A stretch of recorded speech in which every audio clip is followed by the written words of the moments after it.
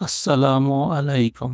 সম্মানিত এলাকাবাসী ও প্রবাসী ভাইগণ, ইনশাআল্লাহ আগামী ৯ এবং ১০ই সেপ্টেম্বর ২০২৫ হামজারপাড়া রাজু চেয়ারম্যান বাড়ির উদ্যোগে আয়োজিত পবিত্র ঈদে মিলাদুন্নবী ২ দিনব্যাপী অনুষ্ঠিত হবে।